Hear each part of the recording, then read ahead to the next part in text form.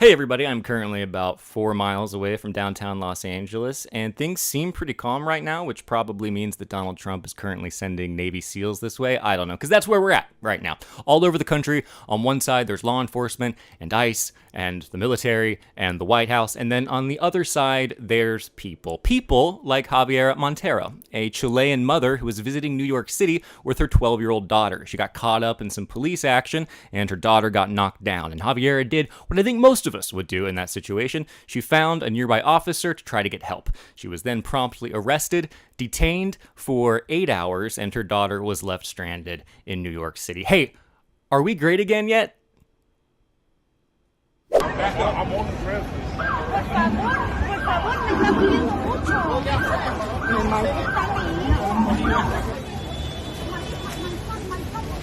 está pidiendo mucho. No, my son, please.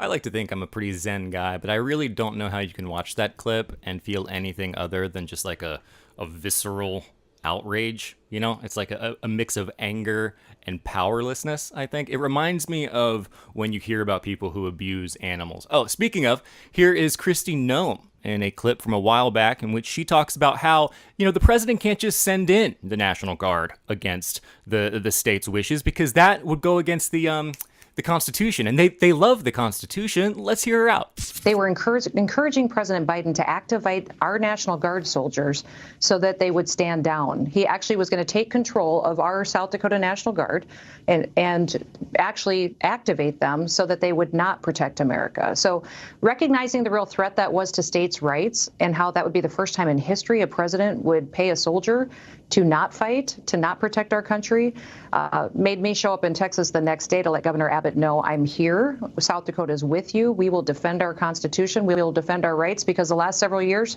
we've seen the Democrats take away our freedom of religion, our freedom of assembly, our freedom of speech. We can't let them take away our states' rights, too, especially our right to protect ourselves. Oh, okay. So I guess only red states have rights. I thought it was like all of them. I knew we send a lot of our tax dollars in California to red states, but I didn't know we were also sending our rights. When I get confused about these things, I always just look up what my favorite constitutional scholar has to say about it. So here's Donald Trump.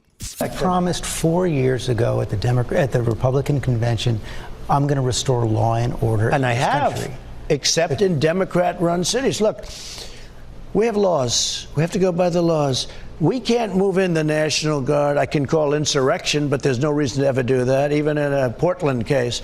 We can't call in the National Guard unless we're requested by a governor. Okay, yeah, we have laws, and you can't just break those laws. You can't just utilize the power of the military to invade a state that maybe you don't like for political reasons. That's a very, very smart point, Mr. Trump. Now, consider the clip you just watched with this next clip where Donald Trump talks about the importance of listening to and respecting Governor Gavin Newsom. Oh, wait, nope, sorry. He talks about arresting Governor Gavin Newsom. He's talking about arresting a governor. It's a president of a country the United States, who's going to arrest.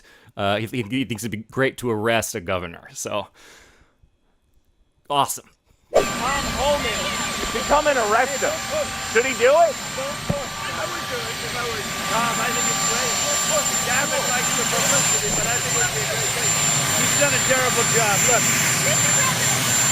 I like Gavin Newsom. He's a nice guy, but he's grossly incompetent. Everybody knows. All you have to do is look at the little railroad he's building. It's about 100 times over budget. We're putting a flagpole over there. Under budget. I always do under budget.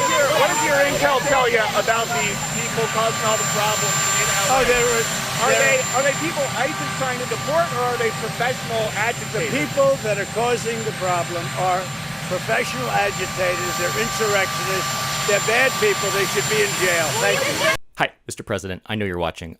Could you please not arrest Governor Newsom? First of all, I don't believe he could survive a day in prison. Just look at him. Second of all, authoritarianism aside, you're actually starting to make me like Gavin Newsom, and I consider that a violation of my rights. All right? Now, all of that said, credit where credit is due. So here is the first clip in this video where a politician, it seems, is not actually lying through their teeth and might actually be calling out the liar in the room. He's a stone-cold liar. I respect the presidency. I've tried to have an open hand with him. Tried to work with him. You can't work with Donald Trump. You can only work for him. And I will not. I refuse to work for Donald Trump. Stone cold liar. I do wish when Democrats hurled insults, they would make Trump look less cool, but hey, we'll take what we can get, right? It's better than Schumer. So, Gavin Newsom, because I know you're watching this, I'm going to say something that I hope I never have to say in 2028. I support you, Gavin Newsom. Now, if you feel like you've been drinking from a fire hose because of the constant barrage of BS emanating from the White House, you would be wrong. They don't use fire hoses anymore. They use rubber bullets. Now, here's Bakari Sellers on CNN laying out all the things that are happening all across the country, and it does seem to paint a pretty clear picture. I think that you can't look at what's happening in California in a vacuum. This behavior by the President of the United States, this move towards authoritarianism, you have to look at it and the attacks on journalism, the attacks on law firms, the attacks on judges throughout the country, the attacks on higher education.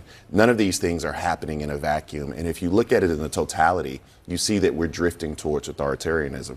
Now, I find it a great bit ironic that there are people who are pro free speech and then have a problem with people who are protesting. No one around this panel, no Democrat in the country, I will not sit here and say that violence is okay or violence against law enforcement is okay.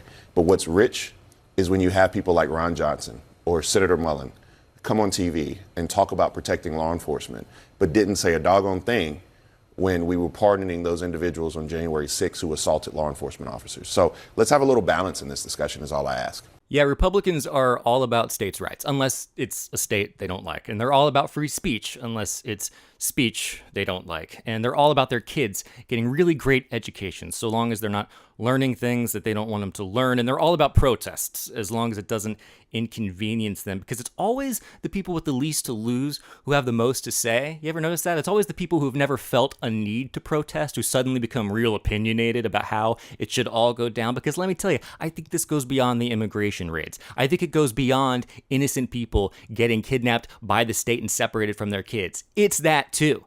But I also think people are just fed up. And they're fed up of their communities being invaded by their own government and being turned into some political spectacle.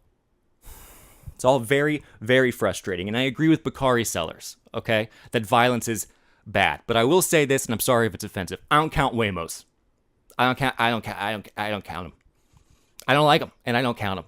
And I'll tell you what, if you're siding with the robots over the human beings, you don't get to say you've been red-pilled anymore, conservatives, all right?